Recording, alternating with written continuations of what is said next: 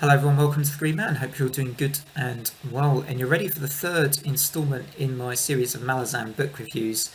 And this time round, I'm talking about the third book in the series by Steven Erikson, and this is Memories of Ice. And this follows on from the second book, Dead House Gates.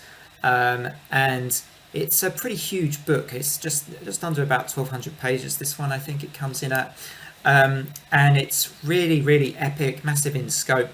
For me, this is to Malazan what The Shadow Rising is a bit to The Wheel of Time. It's really expanding the series in a massive way, and there's a lot that unfolds in this entry of the series. A lot that happens. I will give a spoiler warning as well before I get into my favourite moments, but there's quite a few major character developments as well in here. Some beautiful character moments. Lots of clever gradual unveiling of pivotal moments in the story as well, I think, with what's going on with the gods at play in the series, as well as kind of this book feels a bit more like it's the natural follow-up to Gone to the Moon. And apparently I read that it was intended to be like the next book in the series after Gone to the Moon, the second book in the Malazan series. But it ended up as the third book. For reasons I'm not quite sure of, I think it may have had something to do with Steven Erikson actually losing his notes for this book or something like that. So he ended up deviating and doing Dead House Gates instead. And Dead House Gates is almost a little bit, I hesitate to say spin-off, but it feels a bit like, a very early sort of spin-off to the series, before he's really gotten into a lot of the major kind of or a lot of the major parts of the story. But as I said in my review of Dead House Gates, that is a great book in its own right. It's just a little bit of a sort of it's just a grand kind of spin-off kind of book, I think, very early in a series, which is a very bold and brave move. And I think it becomes more apparent. I think it sets some precedents, and you can see why maybe Dead House Gates is where it is as you read more in the series. I think I wouldn't say, don't jump straight to this. Don't miss out Dead House Gates for two reasons, really, two main reasons. Dead House Gates is a great book for one reason, but also Dead House Gates still does set some precedents in it. And, like I say, it's a good book, so don't skip that. But saying that, this does feel more like the natural follow-up to that first book, Gone to the Moon. And like I say, it's fantastic. I mean, it expands the book in ways which I've kind of, I guess, already covered generally. It's a deeper dive into some of the ancient races at play, like Talan, Mas, and the Jagat.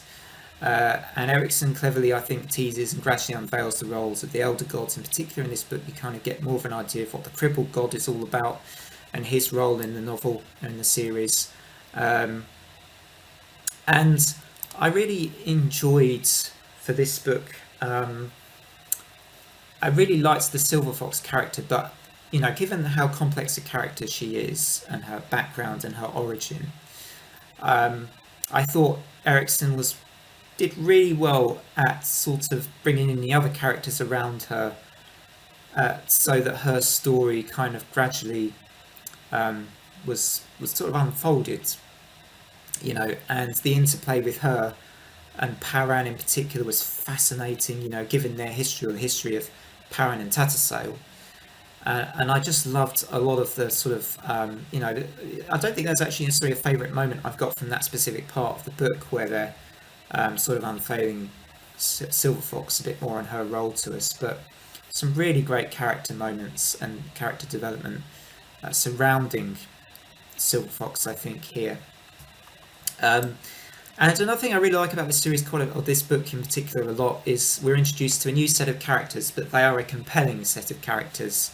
They're a really fun, playful set of characters called the Caravanserai. And you've got characters like Grunson, Stoney, Hetal, and these really interesting, playful, fun characters that kind of bring light to the story a bit more to what is otherwise, Erikson, in Dead House Gates, like I said, that was a really brutal book. And this is still pretty brutal, it's still very dark, but there are light moments in this that make the reading of the, nearly 1,200 pages more of a pleasure than a chore. So I think he achieves that balance of humour with the sort of really, really nasty, darker, kind of gruesome, more depressing elements of his story. He has these really bright, colourful characters that just make his world, I think, glow up, that bit more and make it sort of, the light and dark stuff is it's a bit more of a mix here. Dead House Gates was slightly more weighted to the really dark and brutal side of things, and this gets a balance, I think, better even than Dead House Gates does. And it's one of many reasons why this is such a fantastic epic fantasy book. And like I think I mentioned, it's like it does for Malazan what Shadow Rising did for Wheel of Time. It expands the story and it does it beautifully. And in spite of its length, it doesn't sort of overstay its welcome. It's a really good page turner, pretty much for most of it. So another key aspect of this book, which I haven't really talked about, and there's lots I could talk about, and I suppose I probably will leave out quite a bit, as I'm doing more of a summary here than an in-depth book review, or than an in-depth review, or an in-depth summary, I should say. But you have an alliance that's a really uneasy alliance in this book, because they're fighting against this awful force, this Panian Doman force that is kind of ravaging the land and ravaging the world around them. And so the enemies of Gone to the Moon here are making an alliance against that force. And we're talking the Bridge Burners from Gone to the Moon, if you remember me talking about them. And, they're forming an alliance with, obviously, Dujek One Arm as well. And they're forming an alliance with Caladan Brood, Anamanda, Rake, and Tisandi. Essentially two sides that were at war with each other from the first book, and now having to make this alliance to deal with a worse foe. And you may get Game of Thrones vibes with what happens in Game of Thrones when you get an uneasy alliance to fight against, the dead armies. I can't remember now. But you get that sort of element in here as well. So there's politics. There's quite a bit of politics here too, as there was, I think, really with, with the first book in particular, with Gone to the Moon. So, if I was scoring this is a 9.5 probably out of 10. I don't think I could score it any less than that. It's phenomenal. It really is good. So I'm now going to talk about my favourite moments. So if you're worried about spoilers, although I've kind of probably, I'm going to have to give a spoiler warning for the title of the video anyway, just turn off now, because I'm going to go into some, a couple of pretty major spoilers here for my favourite moments. So first up, favourite moment number one is when the Amoeba is talking to Corlat, and she's talking about how the soldiers, the alliance, kind of, I think, makes her a little bit uneasy, this alliance. And she's talking to Corlat, and Corlat mutters, "A remarkable alliance this," with a faint shake of the head, "to so easily relinquish so much." And then the Amoeba says, "Pragmatic soldiers are the most frightening among the people whom I have known in my short life." And then Silver Fox laughs low in her throat, and she says, "And you doubt your own wisdom, mother." So, favourite moment number two that I've got here is an example of where I was talking about the Caravanserai and their fantastic banter. This is great banter between Gruntle and Stonny. Stonny has been, he's had quite an intimate moment with, I think it's Nitok, in the book. This is when they have to kind of all stop what they're doing, because there's danger approaching. And I'm just going to read this paragraph out, I think, and because it is quite funny what happened. So the cat yelled again, and Gruntle caught sight of a tawny flash darting back out into the darkness. Hetton and Harlow approached from one side, hastily tucking in clothing. Stonny and Netok arrived as well. The captain managed a strained grin. "Not enough time, I take it," he said to her, and then Stonny grimaced. "You should be more forgiving. It was the lad's first try." I thought it was a great moment. So skipping ahead to page 400 now is, this was quite a dark part of this book. I thought all of the stuff surrounding Tok the Younger was pretty heavy stuff. This is when Tok, though, I did enjoy his relationship with Lady Envy quite a bit. I thought Envy was fascinating, and actually, she kind of ducks out of the book for quite a long segment of it, but I really liked the Envy and Tok relationship in this book. But this is talking about when Tok discovers the corpses of the warrior priests after Envy and the Segule just completely wreak havoc in this temple. And so Tok discovers what's happened to them. So A row of candles on the far wall lit the bathing chamber. Baljag, nose to the tiles, was skirting the pools. The trickling water was crimson and steaming. Through its murk, Top could see 4 corpses, all armoured, lying at the bottom of the pools. He could not be sure, but he thought that they had been boiled alive. So, pretty gruesome stuff. And like I say, I just really like, Tok the Younger quite a bit in this book, and his kind of discoveries, and how he's negotiating a pretty difficult relationship with this kind of envy character. And it just makes for very interesting reading. And he discovers these bodies, and what she and these Baljag are capable of,